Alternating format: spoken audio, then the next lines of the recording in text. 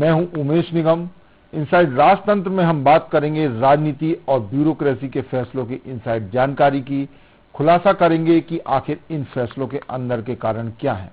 तो शुरू करते हैं खबरों की इनसाइड स्टोरी का सिलसिला।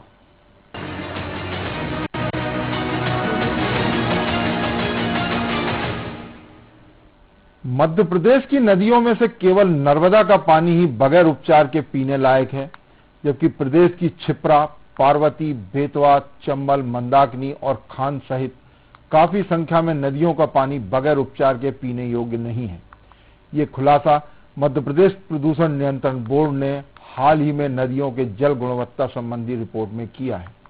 इसमें प्रदेश की 88 नदियों के जल की गुणवत्ता का परीक्षण कर रिपोर्ट तैयार की गई थी। इस दौरान एमपीपीसीबी ने विभिन्न स्रोतों से पानी के 6,965 नमूने एकत्रित किए थे, जिसमें नदियों के साथ तालाब, भूजल स्रोत सहित अन्य जल स्रोत शामिल हैं। इसमें सर्वाधिक 2,358 पानी के नमूने प्रदेश की नदियों से ही लिए गए थे। नर्मदा नदी का पानी पॉइंट पर ए श्रेणी का मिला था। ए श्रेणी का पानी रोगाणु रहित होता है और गैर पारंपरिक उपचार के बिना पीने योग्य रहता है। बाकी सभी नदियों का पानी बी और सी ग्रेड का पाया गया। बी और सी ग्रेड का पानी पारंपरिक उपचार के बाद ही पीने योग्य माना जाता है। इन दोनों ग्रेड का पानी बगैर पारंपरिक उपचार के पीने योग्य नहीं रहता है।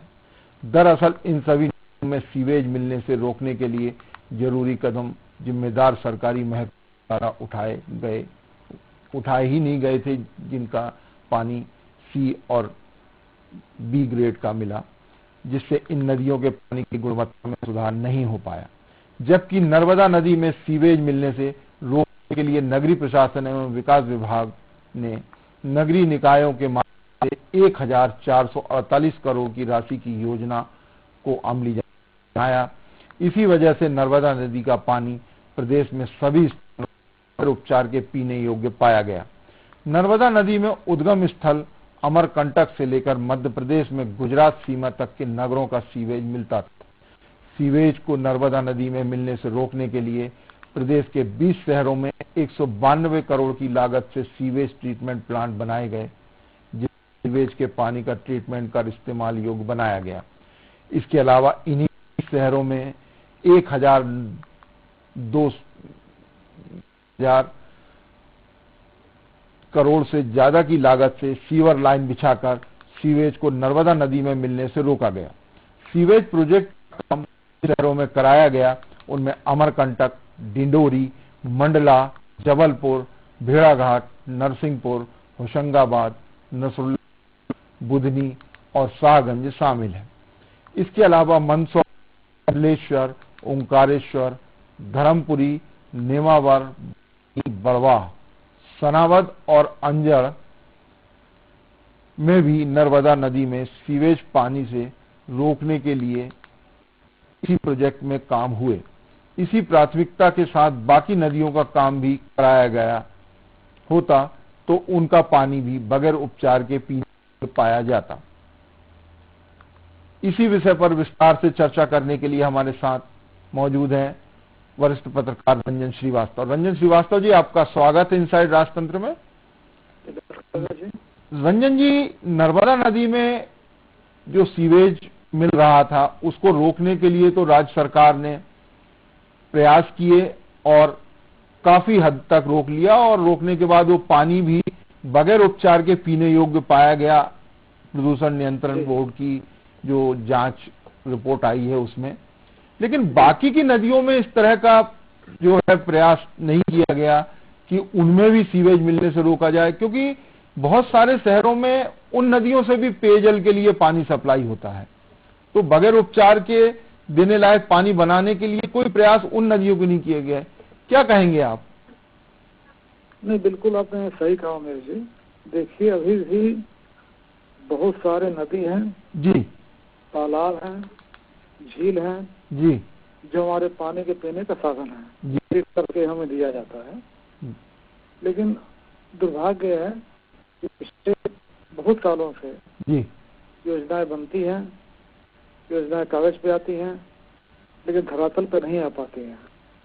और जैसे जैसे जनसंख्या बढ़ती जा रही है जी, और अर्बनाइजेशन बढ़ता जा रहा है, शहरीकरण बढ़ता जा रहा है, लोगों की संख्या बढ़ती जा रही है, उसी हिसाब से जो दैनिक आपका मलमूत्र है, जो आप दैनिक दिनचर्या में जो सामान यूज करते हैं, वो चीजें हैं, वो नाला जो आपने कहा कि सब नदियों में आकर मिलता है जी, बहुत ही ह्यूज टास्क, मतलब छोटा मोटा टास्क नहीं है, काफी बहुत बड़ी मात्रा, बहुत बड़ा टास्क है। लेकिन फिर भी आखिर जल को तो, वही जल तो जीवन है, उसके बिना तो जीवन कल्पना नहीं कर सकते आप। तो जैसे नर्मदा पे काम हुआ है, नर्मदा 2 चीज हुआ है उमेश जी, आपको याद होगा कि मुख्यमंत्री महोदय ने एक पूरी यात्रा निकाली थी, सेवा यात्रा निकाली थी, उसके बाद ये कदम उठाए गए। उसके बाद एक और डिसीजन हुआ था जी कि नर्मदा नदी को जीवित नदी का दर्जा दिया गया, व्यक्ति का दर्जा दिया गया। जी जी, कोई भी व्यक्ति अपने छेड़छाड़ करेगा, कोई भी खनन करता है जी या नुकसान पहुंचाता है तो सब मुकदमा चलाया जाएगा। दुर्भाग्य से और नदियों के साथ ऐसा कोई प्रयोग नहीं हुआ जी, तो शासन का पूरा फोकस एक नदी पे हुआ, जबकि और नदी भी है जो भी जैसे आपने कहा बहुत सारे स्टेट के पार्ट में है, उससे काम होना चाहिए था जी, ऐसा मैं साफ से सहमत हूँ। रंजन जी, एक तरफ स्वच्छ भारत अभियान चल रहा है, स्वच्छ भारत अभियान में तमाम योजनाएं चल रही हैं, सीवेज रोकने की भी है, गंदगी को जो खुले में शौच था उसको बंद करने की, तो ये सब चीजें यदि स्वच्छ भारत अभियान में पूरी तरह हो रही हैं, क्योंकि बहुत सारे शहरों को ओडीएफ फ्री भी बताया गया है, तो इसके बावजूद यदि ये सब चीजें मिल रही हैं, सीवेज वगैरह, तो ये तो स्वच्छ भारत अभियान जो चल रहा है उस पे भी सवाल उठता है, क्या कहेंगे? नहीं, बिल्कुल उठता है। स्वच्छता का मतलब है नहीं कि सड़क साफ हो जाए जी, स्वच्छता का मतलब एक नदी का जो स्रोत हमारा है, जो जल का स्रोत है, नदियां हैं जी, झरने हैं, आप तालाब है, झील है, वो भी उतना ही साफ होगा जी, क्योंकि आपके सीधे हेल्थ को इफेक्ट करती है, आपके जीवन को प्रभावित करती है। एक सड़क पर कोई गंदगी है तो शायद आपके जीवन को उतना प्रभावित ना करे जितना जल में गंदगी होने से होता है जी।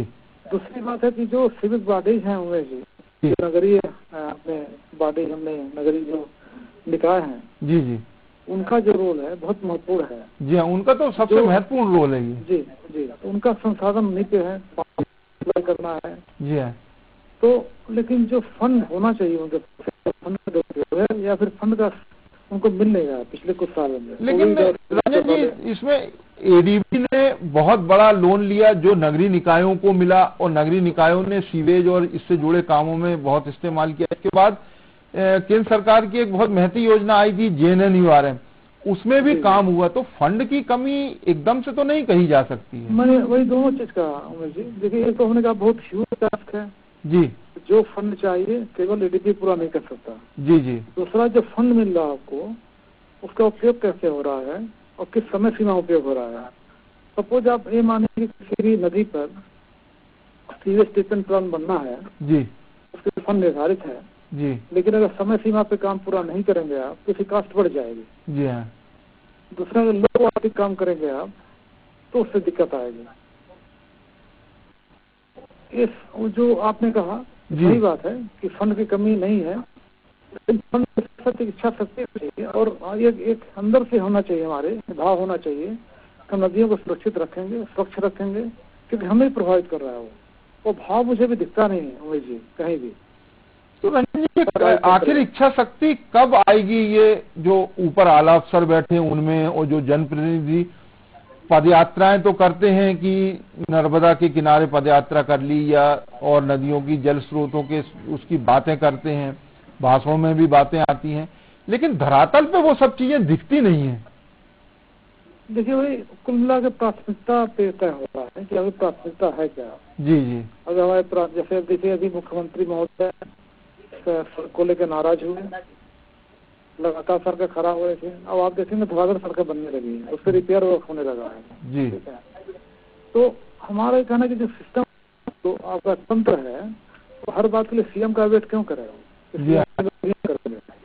अगर सीएम यात्रा कर रहे हैं नदी की नर्मदा सेवा तो जाहिर उनका मैसेज है कि आप नदियों को साफ रखो, अब नहीं कर रहे हो तो ये जो तंत्र है उसको भी कुछ काम करना पड़ेगा। ये मुख्यमंत्री तो कदम उठा रहे हैं और वो उन्हीं के पहल पे नर्मदा का ये जो सब पूरा काम हुआ और रोका गया, और आज उसका नतीजा है कि नर्मदा का जो पानी है वो बगैर उपचार के पीने योग्य पाया गया। तो ये बाकी के और भी विभाग के मंत्री होते हैं और भी जनप्रतिनिधि होते हैं, आला अफसर होते हैं, सबसे ज्यादा भूमिका तो अफसरों की आ जाती है, क्योंकि जनप्रतिनिधि योजनाएं मंजूर करा देते हैं, उसके बाद उस पर अमली जामा पहनाने का काम तो ये जो फील्ड के अफसर होते हैं या जो मंत्रालय से जुड़े आला अफसर होते हैं जो लगातार मॉनिटरिंग करें, उनकी जिम्मेदारी होती है। क्या कहेंगे रंजन जी? नहीं, बिल्कुल, लेकिन मैं समझता हूँ सबकी उतनी जिम्मेदारी है उमेश जी। देखिए, अगर हम पानी पी रहे हैं और गंदा पानी मिल रहा है, हम फिर नहीं बोलेंगे जनप्रतिनिधि को, तो जनप्रतिनिधि आवाज क्यों उठाएंगे? जनप्रतिनिधि काम है कि उसके क्षेत्र में कैसा लोगों का स्वास्थ्य है, कैसा पानी मिल रहा है, उसका ध्यान दें और लगातार गवर्नमेंट को परस्यू करता रहे। और फिर साथ में तो आप अल्टीमेटली हमने तंत्र की बात की, तो सबकी बराबर जिम्मेदारी है। लेकिन जिसको जो काम दिया गया अगर नहीं करेगा तो दिक्कत जो आप बता रहे हैं, दिक्कत हो रही है। आज से नहीं हो भाई जी, ये सालों साल से दिक्कत है और आगे बढ़ती जाएगी। जैसे जनसंख्या बढ़ती जाएगी, अर्बनाइजेशन बढ़ता जाएगा, ये समस्या बढ़ती जाएगी और हमारे हेल्थ को अफेक्ट करेगा। ये सही कहा रंजन जी कि जल स्रोत जो है वो मानव जीवन के साथ ही वन्य जीव हो या पेड़ पौधे हों, सभी के लिए जरूरी है। इनको साफ सुथरा रखना बहुत जरूरी है। इनमें सीवेज जो मिल रहा है इसको रोकने की प्रयास किए जाने चाहिए। जिस तरह से नर्मदा का पानी जो है वो सीवेज रोककर पीने योग्य बनाया गया है बगैर उपचार के, इसी तरह बाकी के जल स्रोतों और नदियों तालाब के लिए सरकार को गंभीरता से सोचना होगा। आला अफसरों को भी इस ओर ध्यान देना होगा। बहुत बहुत धन्यवाद रंजन जी आपका इनसाइड राजतंत्र से जुड़ने के लिए। ये जो जल स्रोत हैं वाकई चाहे मानव जीवन हो या वन्य जीव हो, सभी के लिए महत्वपूर्ण होते हैं।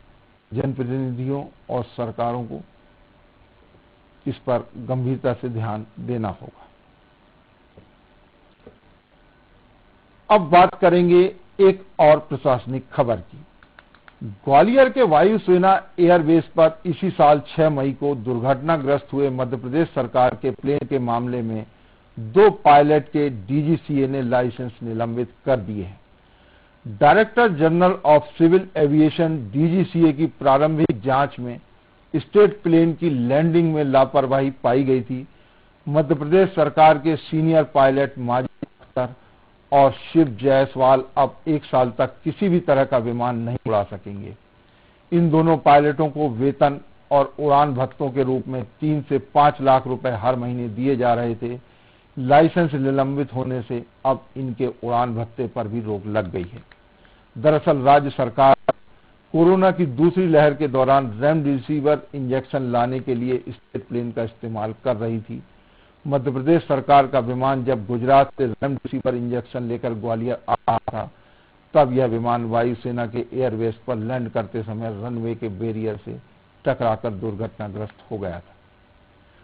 दुर्घटनाग्रस्त होने के बाद तत्काल डीजीसीए की जिम्मेदारी होती है कि डीजीसीए इस पूरे मामले की जांच करे। डीजीसीए ने जो प्रारंभिक जांच करी, उस प्रारंभिक जांच में दोनों पायलट की गलती नजर आई थी। हालांकि पूरी जांच रिपोर्ट अभी नहीं आई है, पूरी जांच रिपोर्ट आने में समय लगेगा। इसीलिए मध्य प्रदेश सरकार के 2 पायलट के डीजीसीए ने लाइसेंस निलंबित कर दिए हैं। डीजीसीए ने इस मामले में तत्काल कदम उठाया और दोनों पायलट के, जो राज्य सरकार के दोनों पायलट, उनके लाइसेंस तत्काल प्रभाव से निलंबित कर दिए हैं। अब ये दोनों पायलट किसी भी तरह के कोई विमान इस अवधि में नहीं उड़ा सकेंगे। ग्वालियर के वायुसेना एयरबेस पर 6 मई को मध्य प्रदेश सरकार का ये प्लेन दुर्घटनाग्रस्त हुआ था। राज्य सरकार ने कोरोना काल में जो है मुख्यमंत्री शिवराज सिंह चौहान ने विशेष तौर पर राज्य सरकार का विमान दवाओं को लाने के लिए लगाया था और ये अलग अलग शहरों से, प्रदेश के अलग अलग शहरों में दवाएं पहुंचाने का काम कर रहा था। उसी दौरान ये ग्वालियर एयरबेस पर दुर्घटनाग्रस्त हो गया था।